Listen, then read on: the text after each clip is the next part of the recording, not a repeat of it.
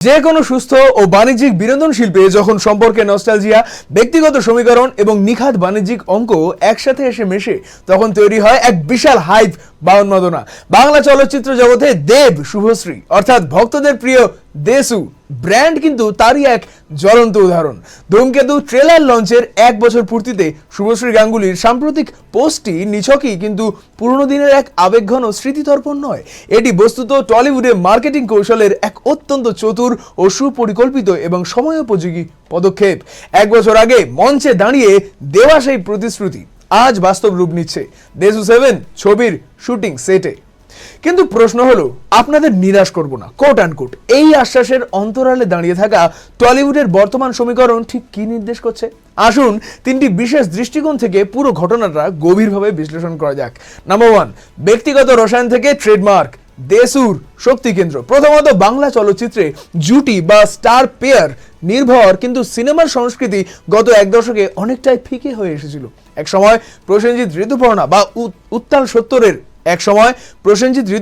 উত্তাল সত্তরের উত্তম সুচিত্রা জুটির যে ধারা ছিল, একবিংশ শতাব্দীর প্রথম দশকে সেই জায়গাটি এককভাবে দখল করেছিল দেব ও শুভশ্রী জুটি। 2009 সালের চ্যালেঞ্জ থেকে শুরু করে পরাণ যায় জলিয়ারে বা খোকা বাবু, এই জুটির অন স্ক্রিন কেমিস্ট্রি কেবল বক্স অফিসেই ঝড় তোলেনি, তরুণ প্রজন্মের কাছে এক আবেগে পরিণত হয়েছিল। পরবর্তীতে তাদের ব্যক্তিগত সম্পর্কের ওঠাপড়া এবং দীর্ঘ দূরত্ব তৈরি হওয়া সত্ত্বেও অনুরাগীদের মনে সেই ভালোবাসার রেখা এতটুকু মোছেনি। 1 বছর আগে ধূমকেতুর মঞ্চে পাবলিকলি বরফ গলানো, সোশ্যাল মিডিয়ায় পুনরায় একে অপরকে ফলো করা এবং এক ফ্রেমে আসা, এই পুরো প্রক্রিয়াটাই দর্শকের মনে মানবিক আবেগ ও কৌতূহলকে নতুন করে বাঁচিয়ে তুলেছিল। অর্থাৎ ব্যক্তিগত জীবনের মান অভিমান কাটিয়ে পেশাদারিত্বের এই প্রত্যাবর্তন কেবল একটি জুটি ফেরা নয়, এটি একটি বিলিয়ন টাকার ব্র্যান্ডকে পুনরুজ্জীবিত করার এক নতুন ঘটনা। এই তারকার অভিনয় যাত্রার বিবর্তন ও পরিপক্কতা। দ্বিতীয়ত, আমাদের বুঝতে হবে আজ থেকে 10 বা 15 বছর আগের দেব শুভশ্রীর আর আজকের দেব শুভশ্রীর মধ্যে এক আকাশ পাতাল ফারাক রয়েছে। দেব কেবল বাণিজ্যিক কমার্শিয়াল ছবির হিরো হিসেবে আটকে থাকেননি, তিনি আজ প্রযোজক হিসেবে গোলন্দাজ, কাছের মানুষ বা প্রধানের মতন কন্টেন্ট ড্রিভেন সিনেমা উপহার দিয়েছেন। অভিনয় শৈলীতেও এনেছেন ব্যাপক পরিপক্কতা। অন্যদিকে শুভশ্রী নিজেকে সম্পূর্ণ নতুনভাবে আবিষ্কার করেছেন। পরিণীতা, ধর্মযুদ্ধ কিংবা ওটিটি প্ল্যাটফর্মে ইন্দুবালা ভাতের হোটেলের মতন সিনেমায় কাজ করে তিনি প্রমাণ করে দিয়েছেন মেকআপহীন গম্ভীর চরিত্রেও তিনি টলিউডের অন্যতম সেরা অভিনেত্রী।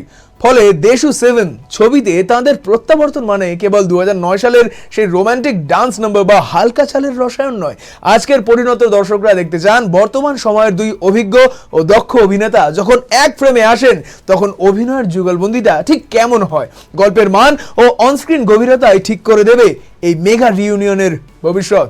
নাম্বার 3, বক্স অফিস সমীকরণ এবং থিয়েট্রিক্যাল ফুটফলস।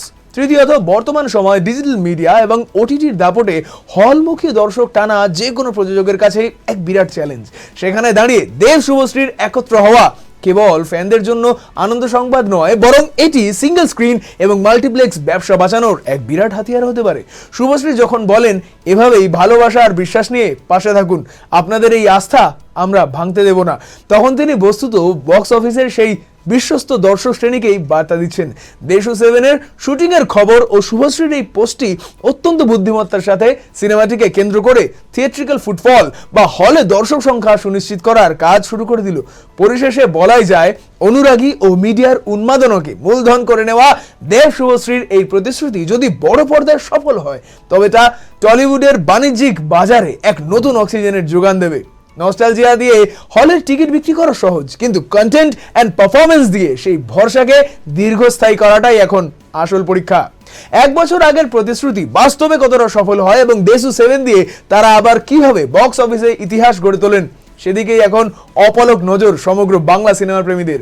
ধন্যবাদ। বাংলা বিনোদন জগতের সমস্ত আপডেটস জানতে ফলো করুন আরোহী নিউজ বাংলাকে।